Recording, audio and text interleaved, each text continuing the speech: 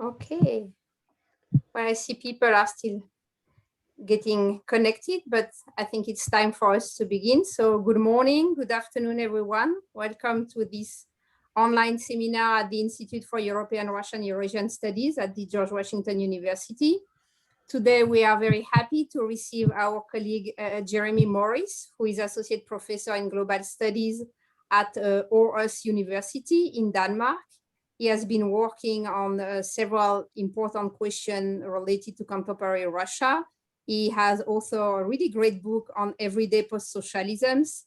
And I invite you to look also at his blog or page, postsocialism.org, to follow the research he's doing. But for today, we'll be discussing with us Russian cultural conservatism critiqued, Gayropa, juvenile justice, and lamenting the incoherent state. And I think what Jeremy is doing is really bringing a lot of things that are missing in the general discussion we have about so-called Russian conservatism, which is to look beyond the state narrative at how people, everyday citizens, are receiving this narrative and how they interpret it and what does that mean for everyday citizen outside the kind of overly ideological political framework. So really looking forward to that discussion. I will give the floor to Jeremy for about half an hour, and then I will moderate the discussion. I invite everybody to ask questions and comments in the Q&A or the chat box, and we will be launching the discussion in about half an hour. So Jeremy, welcome to our seminar, and the floor is yours. Thank you very much, Marlena. I will just share the slides that I have. Can you see my PowerPoint? Yeah. Okay, let me make it a bit bigger. And you can still see the PowerPoint slides, yeah? Perfect, yes. Okay, so you can see the title. This talk is based on a published paper in Europe Asia Studies from the last issue, and it emerged out of my frustration, really, as Marlena hinted at, reading the literature on what a lot of people call culture wars in the Russian iteration, especially after the annexation of Crimea and the big upswing in popularity for President Putin himself. You could be forgiven for thinking that ordinary Russians are this reactionary mass willingly following political entrepreneurs accused of intolerance. And so in places, the literature on the conservative turn, culture wars, I think really reflects the febrile atmosphere of Crimea. And I think really an unhealthy, though, reliance on the narrow and problematic measuring of public opinion that is carried out within Russia, whether that's Levada or by other people. And again, really, it was a conversation with Grigory Yudin, who was critiquing a poll on Stalin and Stalinism a few years ago that really got me thinking about, well, we should also be critical and we should interrogate when there is this uncritical reproduction of polling data that says, for example, that Russians are really, really intolerant. So I admit that while there's, of course, measurable effects, more or less measurable effects of state propaganda on the way Russians view Europe and the United States and their ideas about how we in Europe and the United States are culturally permissive or decadent, right? And there are various ways of measuring the way that the media repeats these messages, and this has an effect on Russian public opinion. My research is really about arguing that vernacular social conservatism in Russia does much more than just reflect messages from elites. It reappropriates official discourses to more or less express frustrations and disappointments with for Russians in their own state and in what we could call the political economic compact today. So on the one hand, my research is activist in that it stems from my own frustrations and what I perceive to be shortcomings in our scholarship on Russia. But over and above that, it's inductive in that it starts with the observations that I make on observable events in the real world among a quite broad group of research participants that I work with. So it pulls a set of observations and existing data about the social world, the social Russian world. So this paper fits into a bigger project that I have, which I call variously peopling political economy or everyday political economy. And that really draws on the insights of feminist social reproduction theory and the turn towards ethnographic investigations into how ordinary people respond to the monumental social and economic changes in Russia over the last 30 years or more. But before I go on, I should quickly say a word about the source material.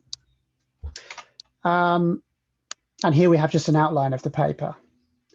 Again, in case you haven't heard this term before, Gayropa really encapsulates this critique of what is perceived as a permissive gender and sexuality order of Europe by Russia. And that's set up against Russia as the defender of true European cultural values against the decadent West. A good example of that would be Ryabov and Ryabova.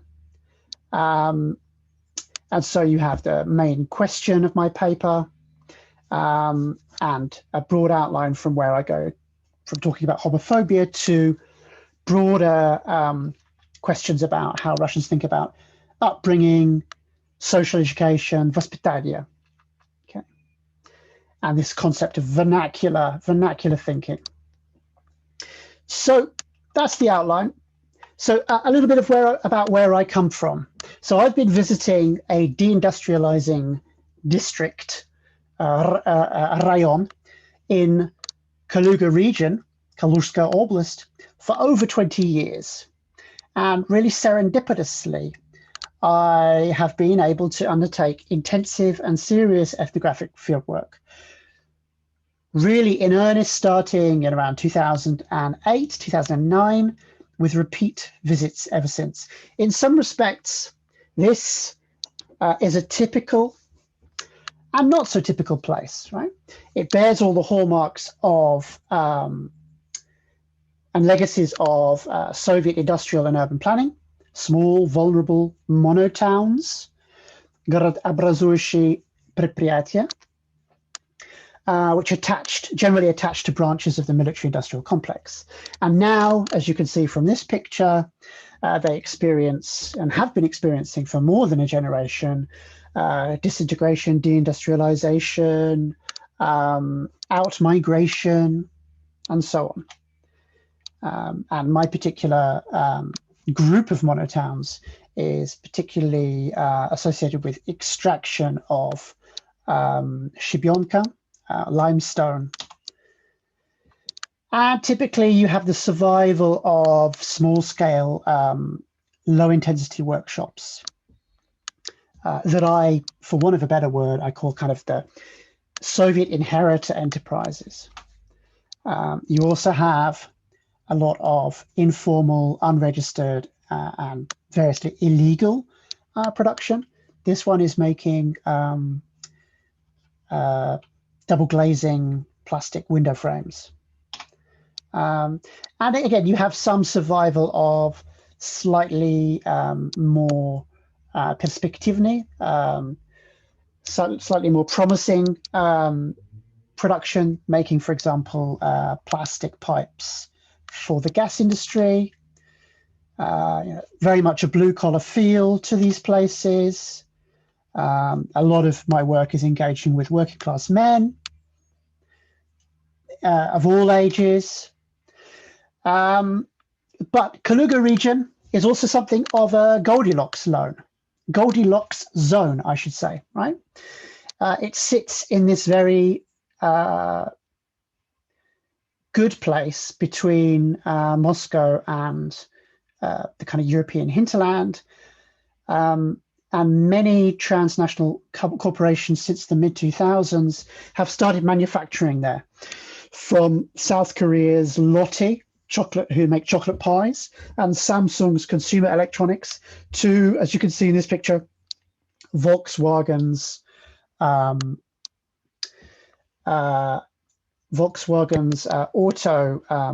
auto assembly, right? So yes, they make the VW and Skoda cars. And in fact, there's also Peugeot, Mitsubishi, and Volvo there as well.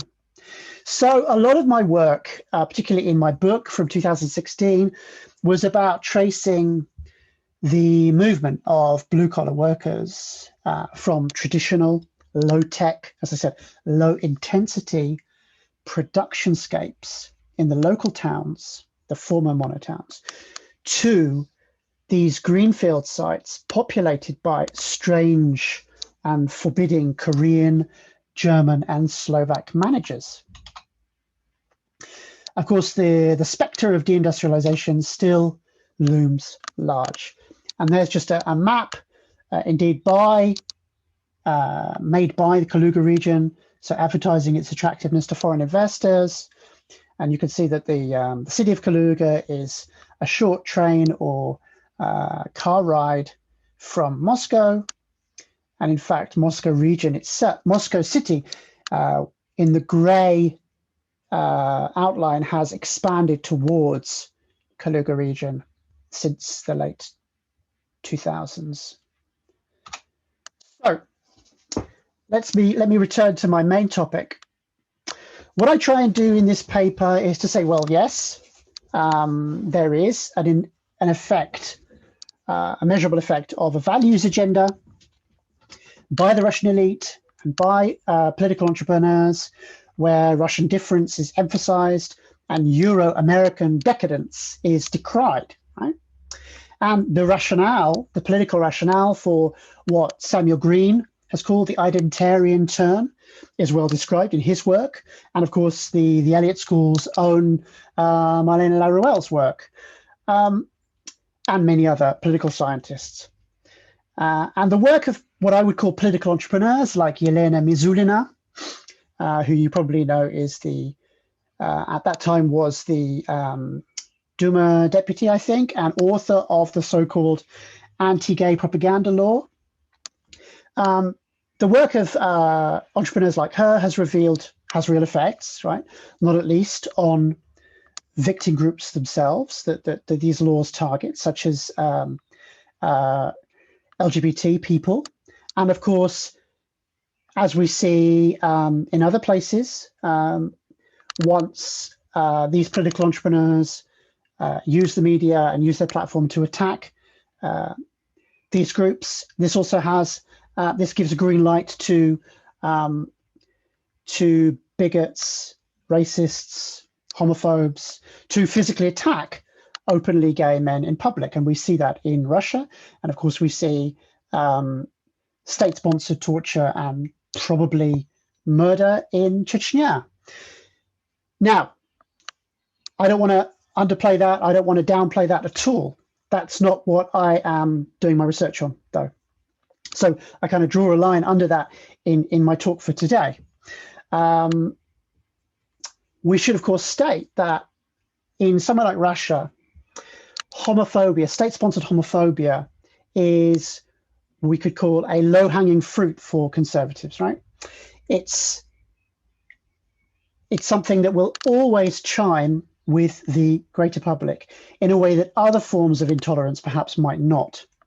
While measures for social attitudes are more or less liberal in Russia when it comes to things like abortion, divorce, and so on. And in fact, on many measures, Russia is more liberal than the United States. Having said that, homosexuality has long been an identifiable taboo, provoking, well, again, it's very difficult to say exactly what it provokes. Dismay, perhaps, disgust, particularly among Russian men. And of course, we could point to recent work done on homophobia, for example, by Oxford's Dan Healy, which excavates the history of homophobia in Soviet and Russian society. But again, that's not really what I am about in my talk and in my paper. I think what I could start off with is to say, well, let's look at, when we look at studies, for example, of other conservative or populist terms, and I do use those terms together for good reason. Studies of Brexit, studies of Trump, populist ethno-nationalism in Eastern and Central Europe. What many of these studies have shown is that politics by entrepreneurial elites does not just stop with an effective elective affinity between existing attitudes and conservative entrepreneurs like Yelena Mizulina. So, for example, just to talk about something that I come to later, when it comes to how the anti-juvenile justice debate is reflected in Russian everyday talk, basically anti-child rights movement, the objections that people make to that movement, or what they perceive as juvenile justice, right, are as much objections to the arbitrary power of the Russian state and the absence of real opportunities for young people as they are references to the imposition of Western permissive values. Okay, so politics does not stop when the Russian state or Russian political entrepreneurs say the West is imposing or is threatening to impose these values on us. So that's the first point that I want to make. So my paper is partly about something very obvious, really, that I think is worth stressing: returning agency to ordinary Russians who are too often implicitly or explicitly seen as passive recipients of state discourses, state propaganda, etc.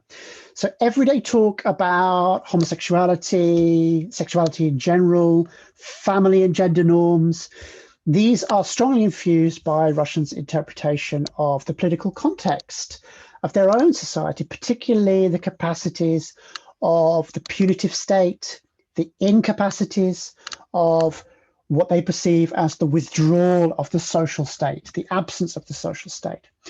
And a term that I've been playing with and I haven't quite finalized yet is the incoherent state, one whose conservative messages are drowned out by its limited capacities in actually organizing the social and economic sphere in a way that would improve the lot of the majority of Russian people. Similarly, the social legacy of communism, the shared trauma of post-communist transition are also there. They're perhaps less important now, but they are also something that I do talk about, again, in my book, and less so in this paper. So one of my key, if you like, theses is that objections to permissiveness, permissive culture, they anchor to a search for putatively lost moral values and normative socialization, which are all symbolized by the concept of vospitanie, or moral upbringing. So onto the materials. And just here in this slide, you have an example of what you can find on juvenile justice. And so there is a proposal that juvenile justice is propagated and propagandized by the West. You can see that in both graphics. But again, if you look at this picture in any detail, and in fact, if you then look at the fora where people discuss it, and as you'll see later in my talk, actually, a lot of the time, what people are objecting to when it comes to child rights is, in fact, the implementation of laws by the Russian state. And again, a word there that leaps out to me that is less about Gayropa and the West and more about the implicit and inherent capacities of the Russian state, it is the word donosi, denunciations. So onto the materials. So specifically to devote a few minutes to my ethnographic materials, and specifically Gayropa and same-sex relationships. And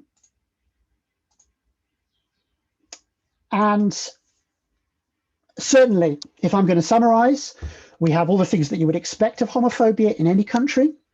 Fear of contagion, disgust, disbelief, and indeed strands of the idea that the idea of Gayropa, that one can propagandize homosexual lifestyles and agents can corrupt young people in terms of sexuality. These are all there in the data, in the materials. So I'm going to take my representative interlocutor, and I call him Ilya. And he's not just one person, but just for the purposes of this talk, I kind of collapse everything into him. He is a blue-collar worker in his 30s, and we can see a variety of positions in his talk with me and with my research system. Some of them are consonant with Gayropa, some of them are not. So go to the next slide. How do you feel about homosexuals, real homosexuals? We'd had a long talk about different ways of using the word homosexual, gay, and other Russian words. And we have immediately tra-tra-tra-tra-tra. He imitates the sound of machine gun firing. So he wants them to be exterminated. And this is something that we find indeed in the opinion polling, still there.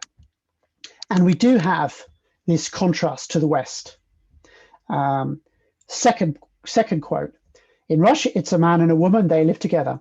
But if it's a man and a man, then it's complete trash, polny schwach. So again, we do have something here in terms of associating good sexuality with Russian values. So there is some reflection there. Third quote, again, it does support the thesis of culture war, of a conservative term. I do believe that this fucking mess came from the West, from English language countries. Before that, there were pidori, but only in prison, or they put them in the loony bin, the mental asylum. Well, actually, there was this before, in the 80s or something in Russia. And in those days, you know, they didn't say anything, but now they understand that this fucking mess is growing. They tried it in Moscow, but the police broke it up immediately. And Volodya Putin said, it's a Russian country and we have boys marrying girls, giving birth to kiddies, and we can't have all this shit. So on the one hand, I can't help but almost smile at the kind of naivety, but also at the same time, it's shocking that we have such, openly homophobic attitudes. However, again, at the back of my mind are conversations that I might have in my own society. I'm British, about, for example, third generation South Asians in the United Kingdom. And I could foresee having conversations like this and hearing similar highly racist, highly charged language about those people in my own country. So again, for us it may be shocking, but I think this is pretty typical of many responses that you would get from men in Russia. I mean, this is obviously typified by a person with lower education. It might be dressed up a little bit more with more educated people, and I have plenty of examples of that in my work. But it would be pretty not unusual, this kind of language. However, as we move on, Ilya makes some more distinctions that are perhaps interesting, and tensions arise. Later on, he repeatedly talks about the term vospitanie, and in fact, it wasn't really something I was expecting. I mean, I've written about vospitanie before, and I'll say a little bit about that later.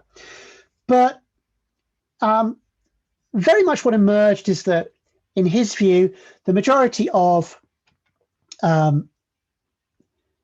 gays, and he used the term goluby, kind of emerged out of a failure of parenting, a failure of the parents and the state to protect young people from predatory adults, right? And they were the people that he identified with this, this extremely charged derogatory term, pidore, right?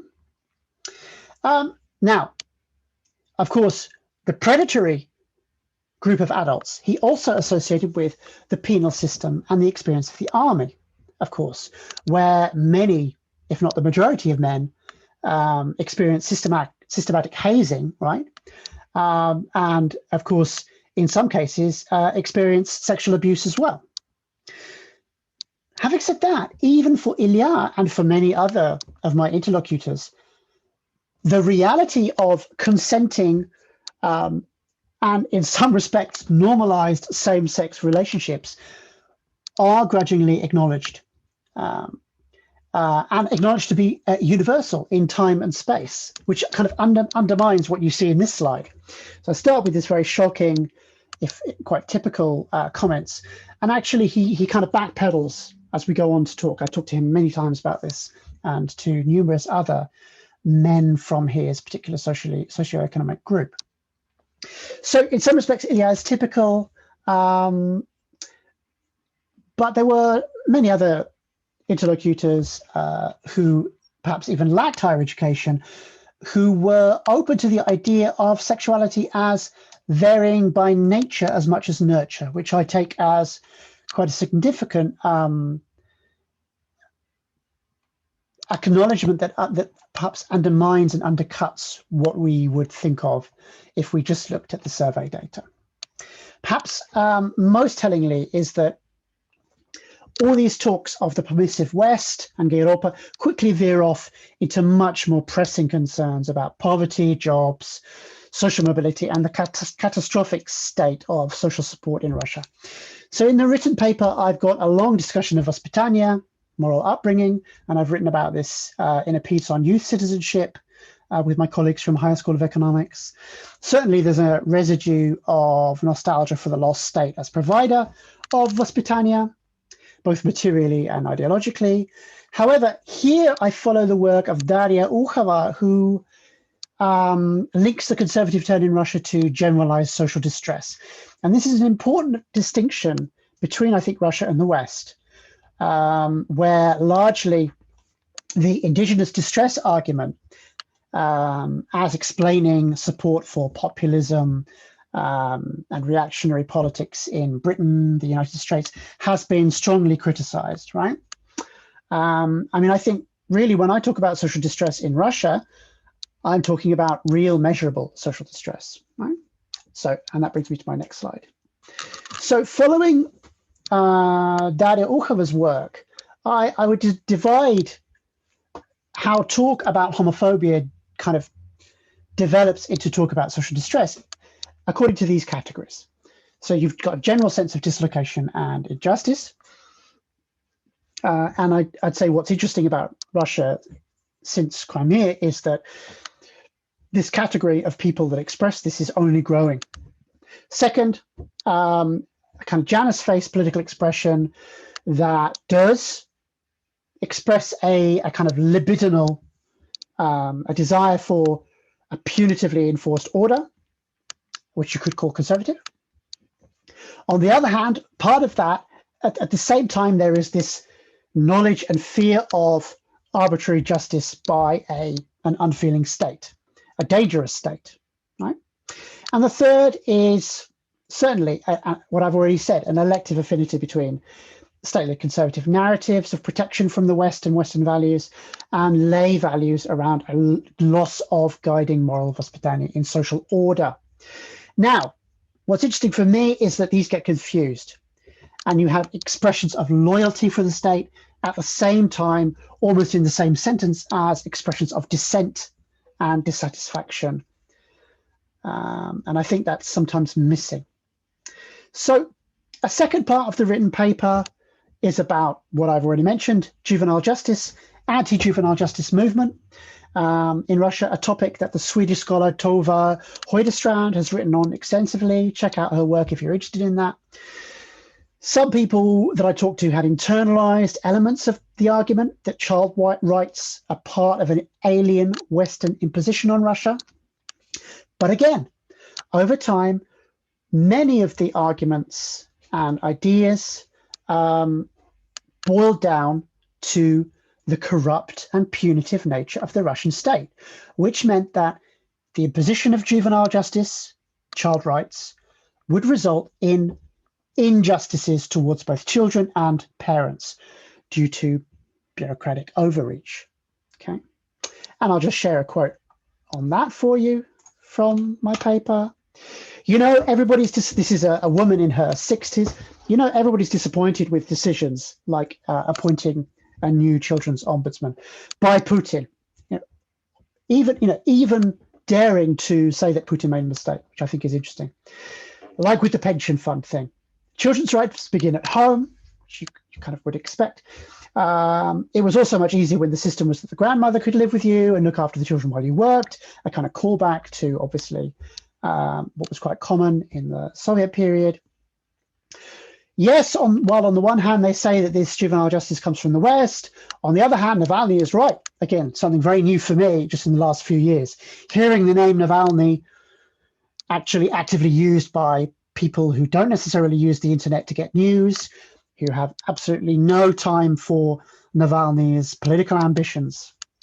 Navalny is right that maybe Putin is just representing somebody's interest. And then the last quote, juvenile justice is not subordinate to anybody, не подчиняется. It's not a conspiracy, it's just that there are petty provocateurs, people in hospitals or education who will use this opportunity to improve their own situation. So again, fear of the Russian state system being used for the wrong purposes. So this is a kind of vernacular conservatism, which expresses, in my view, quite substantive and sophisticated political thinking. So I have literally just a few more words just to contextualize my paper, and then I'll stop. In the written version, in the long version, I reference the works of Raymond Williams, the British anthropologist Michael Hertzfeld, and the Balkan historian Alexander Kiosov, to try and do justice to the idea that cultural hegemony in a place like Russia, or whatever you want to call it, is just as complex a process and has just as much vernacular reprocessing as in any other complex society. Without going into details, the idea is that there's a very unstable frontier between what Chantal Mouffe has called the effects of hegemonic institutions and sedimented practices. In terms of my wider research project, I'm interested in how, at the micro level of interaction between the kind of citizens, the kind of ordinary people that I've talked about today, and street level bureaucrats, politics and policies are negotiated and renegotiated. And so this is one of the potential meanings of incoherence, state incoherence, that I'm pursuing. To give you a couple of really quick examples, the way that the extractive turn of the state is actually implemented. And by that, I mean the way that all kinds of agencies have been enlisted in the last few years to squeeze as many fines, penalties, and punitive fees as possible from, quite often, the least fortunate and the most vulnerable in society. Some people call this people as the new oil. I've written about it on my blog. And what I'm interested in is how difficult it's actually been to really raise state capacity in these areas because of the connivance between the final link in the bureaucratic chain and ordinary people, which could even be called a form of social solidarity in some cases. Similarly, I've continued my work on the informal economy to explore how the more that the state pushes and tries to widen the net of taxation, the more society pulls its activities into the grey and black economies. When we look at it, we really have to conclude that Russian state authority is indeed strong, but I mean, it's sometimes called brittle. Right? I would go further. In fact, I'd use a different metaphor. I'd say at the end point, state capacity is plastiline or plasticine when it comes up against resistance to it right at the last juncture. and street-level bureaucrats tend to bend rather than people. Fundamentally, this is to do with what I've described today, a wide-ranging vernacular of the loss of social contract and consequently a lack of political legitimacy when it comes to governing socio-economic life, at least. And the last slide is just a link to my blog, postsocialism.org, and my latest book that Marlene already mentioned. Wonderful. Yeah, thank you so much, Jeremy, for this really great presentation. I think giving us a lot of food for thought. I have several questions, and there are questions coming in the chat or directly to me. One of them is on the specificity of your fieldwork, who is mostly working class men. And of course, I would like you to kind of extrapolate. Do you think it's a class? I mean, the narrative that you are kind of analyzing could be only class specific, and you wouldn't find them in kind of white collar, Moscow type elites. And what about the gender aspect?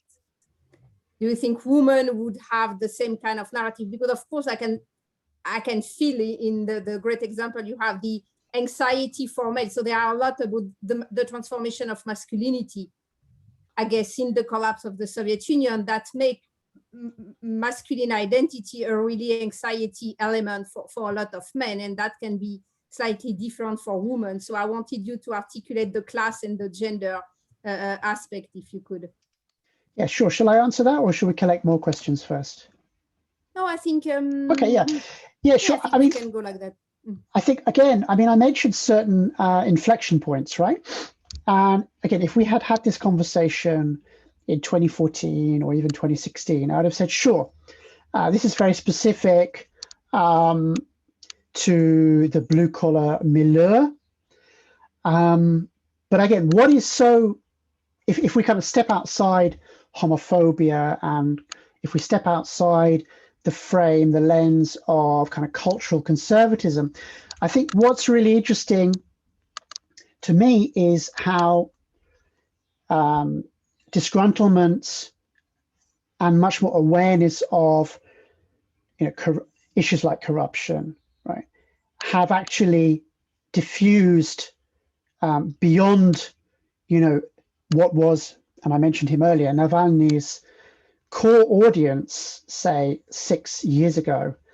And so again, what was really interesting in this project was that completely unprompted, this woman in her 60s has this long discussion of the children's rights ombudsman, Putin's decision making, and actually support for and reference for one of Navalny's campaigns.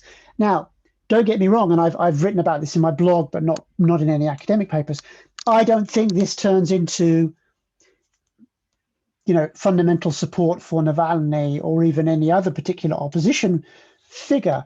What I do think it shows is, again, what I do talk about in the paper, that there is this growing and broadening social distress, which translates into unpredictable and quite variegated forms of political reasoning, political talk, everyday politics, right? And whether or not that translates into, for example, people who, let's say, are less educated and in more marginal spaces like the one that I study, whether it turns into them doing things like doing smart voting, I can't tell you that. But certainly I see quite a fundamental change, rapid change in Russian society.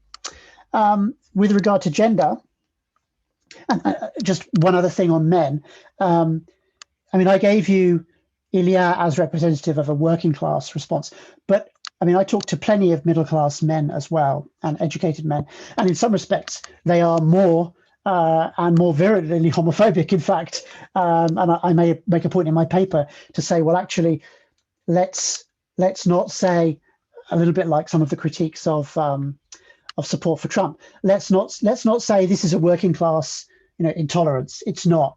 Quite often, middle class people are as intolerant, if not more intolerant, than any other socioeconomic group. With regard to gender, Yeah, obviously you have women are generally less interested in the kind of virulent aspects of homophobia, because it's, you know, it often is about kind of vulnerable masculinity, of course, and fear, and men's experience in the army of hazing, men's knowledge of what actually happens in prisons.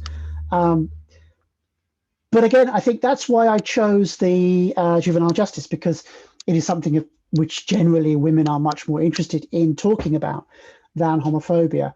And so the gender issue, the gender difference was quite significant there, in that women talk a lot more about it than they do about homophobia. But I should also say that I have quite a lot of material in my book about women, and about, you know, women's primary concern, which is generally, as you already intimated, social mobility, and kind of what would be the word, social mobility that is blocked. And again, I think what's interesting is that increasingly, again, they are quicker to identify that blocked social mobility with the fault of the Russian state and the Russian political system. Yeah. So again, while women in my fieldwork were generally loyal, and many of them still are loyal supporters of President Putin himself, that is changing, and again, changing quite rapidly. So I would play down, actually, when it comes to kind of broader political and social changes, I would play down gender differences. And you know, if we take anything away from this, it's that, yes, Russia remains an intolerant society when it comes to sexuality and sexual differences. But actually, things are changing really, really rapidly, both politically, but also, again, I don't really have, it's not really part of what I was trying to do in my paper or in my talk. But again, I point to the more encouraging data, hard data that we have, polling data, that says that, you know, Russia, like all other educated societies, is a liberalizing society that becomes more and more tolerant. And while, of course, we could detect in the political polling the reflection, as I said, of intolerance that is kind of signaled, I would say in the longer, if you look at the longer term polling, and again, I don't do this myself, but I reference this in the paper. If you look at the longer term polling, Russia is already much more tolerant, and will only become more so over time. Of course, that's again, I acknowledge that's very, very little consolation to the gay men in particular, who are, you know, potentially being subject to violence in places like Chechnya, and a more broader violence on the part of the state through anti-homosexuality propaganda laws. But it has to be said, Russia is becoming more tolerant, and I would strongly argue that. Yeah, thank you, Jeremy. And yeah, I remember this last survey by Levada showing that the number of people who are becoming indifferent to homosexuality is rising, right? So it's not like accepting, it's just becoming indifferent to what is seen as belonging to private life. Exactly, right? And that's it. That in itself is, I think, quite a significant sea change. Exactly. Yeah. We have a question. So among the kind of social distress elements you mentioned, so prison, military services, we have a question about the demographic situation in Russia, and not so much the low natality, but the high male mortality as being a factor that can be part of this kind of social distress, especially put on men. And so the question is that, did you, during your interview, had any comments on this kind of, you know, men are rare, they should be kind of taken care of, and then of course they should reproduce. I mean, all this kind of demographic stress that has been, that the Russian society has been experiencing. Yeah, and so, of course, while male life expectancy has recovered, is going up, it's still, you know, by comparison to even other Eastern European countries. It is low. Again, when you take into account ethnicity, Russian male mortality is flattered by the inclusion of non-Slavs, right? In that people from the Caucasus, men from the Caucasus live a lot longer. If we take them out of the equation, it's still a catastrophe. If we then take into account another symptom of distress, which is female fertility, right? Again, people often say, well, actually, Putin's Russia has had targeted pronatal policies. It has raised the birth rate. And yeah, there was a period where they raised the birth rate. But this is all the pronatal policies have been a drop in the ocean. They have not been sustained. And I think this is drawn out in my research, that people know that they cannot rely and trust the state, and therefore they will not have two children. So you still have the majority of typical socioeconomic groups, that is people that are earning below the median or below. They're going to have one and maybe two children, which of course is below the replacement rate, right? So I am a strong critic of the position that says pro-family, pro-natal policies have been a success. I think my own materials always emphasize how people, even dual income families who have reasonable blue collar or even white collar incomes, they feel a lack of social security, right, in the broadest possible term, right, meaning, and therefore this is reflected in their choices about having children, right. It's also this question about infrastructure, right. There are always headline investments in schools, in kindergartens, but in reality, I mean, even in Moscow, there is incredible pressure of demand and inadequate supply when it comes to what I would call kind of essential social infrastructure, right? Thank you, Jeremy. We have two other questions that I will kind of merge because they answer, or they are kind of both articulated with each other. One is about what we were discussing, this kind of drive toward more tolerance or at least more acceptance. And does that mean that the government supporting anti-LGBT propaganda is less effective? And at the same time, we had the same-sex marriage getting prohibited at the level of the Constitution since the amendment of last year. So do you think that the state officializing this anti-LGBT posture and the society moving toward more acceptance, will that one day or another clash? Or the gap, the kind of elective affinity is still kind of sufficiently important that the both are still going in the same direction? Well, I would go back to your point, which I think is a good one, which is indifference, right? Like I said in my talk, I completely accept that kind of conservative politics plays a role and played a role in supporting a broad sense of popularity, right? And that coincided with the Crimea boost, right? But this kind of politics always has its limitations when it comes up against material reality, right?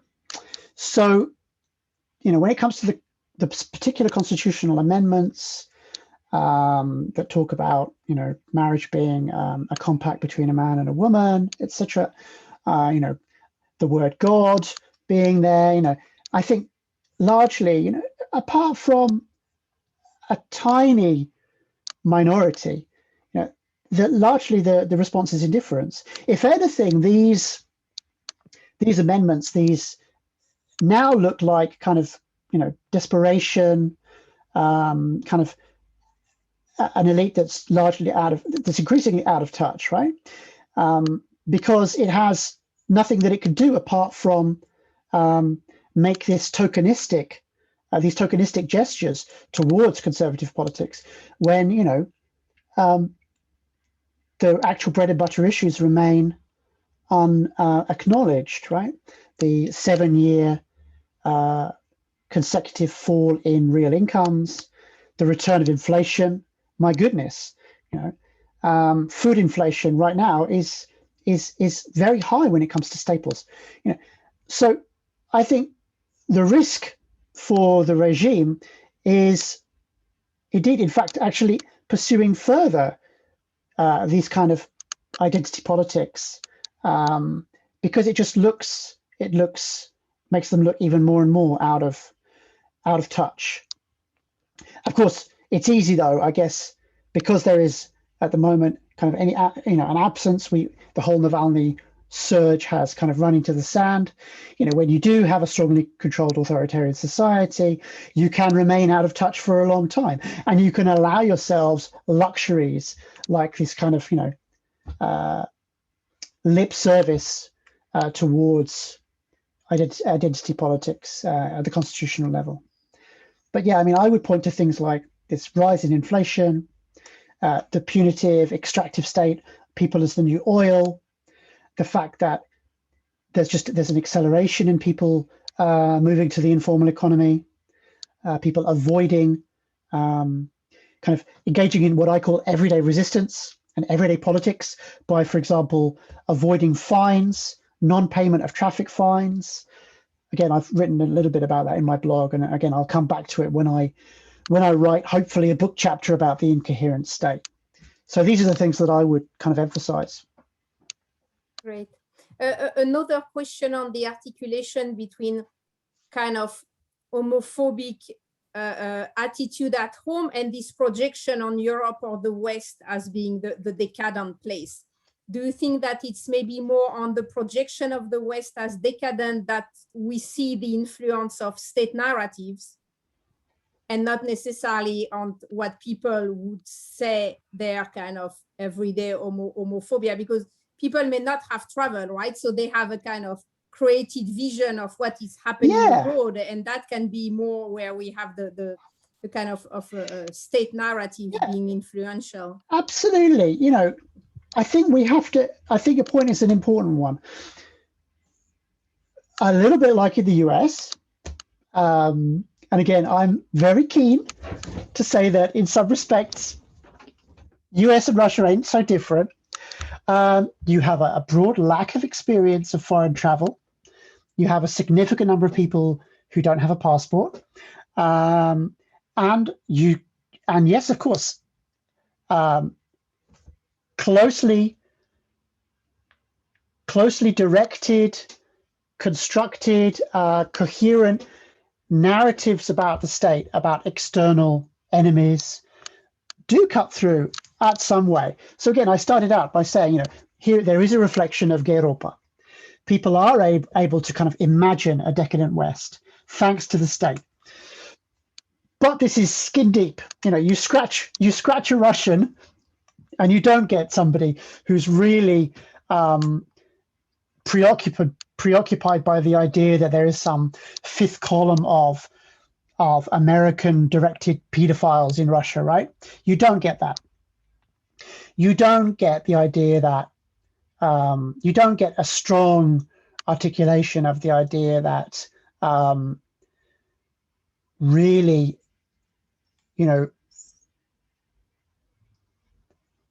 in European schools, children are forced to choose a gender. Of course, these things exist in state propaganda, right? And they exist in the media, and they are repeated by people. But again, I think partly because people have a lack of actual experience of being in the West, on the one level, they are able to imagine these things. On the other level, it is so distant from their own experience that it just floats around and doesn't so strongly inflect their own thinking on matters of gender, on matters of sexuality in reality. People, I mean, because I work in Denmark, right? People do say to me, "Oh, well, you work in Denmark. Is it true that, you know, you're not allowed to have, parents are not allowed to enforce gender identity, or, things like that." People, of course, do mention these things, but immediately I say, "Well, of course not. That's not true." And they're like, "Oh, okay." So, people, again, one of the things that I wanted to get away from is this, sometimes it's called the hypodermic media effect, right? And again, the whole paper in detail goes into how it's much more about Russians' everyday concerns and their relationship with the state. And if we can, we still have time for one question that we have, I think is really interesting. You mentioned this need or people having this kind of nostalgia for a punitive order. And I was wondering, the question was wondering, how would you articulate that with their vision? So you already mentioned that for the juvenile justice, but globally with the function of the justice system and with topic like death penalty, for example, or this I mean, how this kind of nostalgia for a Soviet justice system that was seen as more punitive is kind of playing a role. And do you think that's one of the direction of research also that where you would like to go? It isn't necessarily an area that I would follow up or have followed up. But I mean, it would be foolish of me to deny that if we're going to talk about conservatism, right, if we're going to take it seriously, there is a strand that is reactionary, conservative, whatever you want to call it, in that it seeks a newly punitive state, right? And that is a legacy, or it reflects an imagination about the Soviet era, right? The kind of Andropov, the Andropov variant, right? We could even call it. If only Andropov had lived longer and had really followed through on discipline in the workplace and a real campaign against corruption. But for me, if anything, again, it's almost an acknowledgement among ordinary people that they know that they live in a highly corrupt, unequal society. And so the punitive turn is, a kind of desperate way of trying to square that with the political system that they have. It isn't really the same as, the good czar idea, but it is there, yeah? That we, that what the political order needs is punishment of the corrupt. That is there. But again, I don't want to overplay that. I actually think that most responses, most Russian people are far more sophisticated and develop far more nuanced and quite, as I said, variegated political strategies, right? Now, having said that, they're realists as well, in that they don't see an end to the existing political order in its current form. They see merely an amelioration and perhaps an acknowledgement, if only, of the massive social problems that stem from the state really not being interested in any kind of redistributive economic policies, progressive taxation, and so on and so forth. So that's where my project kind of extends into political economy proper, right? So again, there's a significant scholarly body of opinion that says that actually the Russian elite is quite mainstream neoliberal, in fact, in its fiscal and monetary policy, and that it could be much more successful as an authoritarian state in supporting its popularity if it was less neoliberal. But that's a discussion for another time. That's a paper that I've just written that hopefully will come out in the Russian journal Sociologia Vlasti in the next month. That ironically, the Russian state's problem is that it's too orthodox, it's too economically orthodox. Well, that's a wonderful conclusion for our discussion. It has been already 1 hour, so it's time for us, fortunately, to conclude. There will be many other questions and direction of discussion to take. I wanted, Jeremy, to thank you for this great contribution to the debate. I think so important to bring nuances and fact from everyday life and not from the state level. So really wanted to thank you for that. And we hope to have you again at one of our other seminars when the book will be out, or for other articles. My pleasure. That would be really great. Thank you so much, everybody, for participating in our seminar. Wishing everybody a nice day, and thank you again, Jeremy. You're welcome. Bye-bye. Thank you. Bye-bye.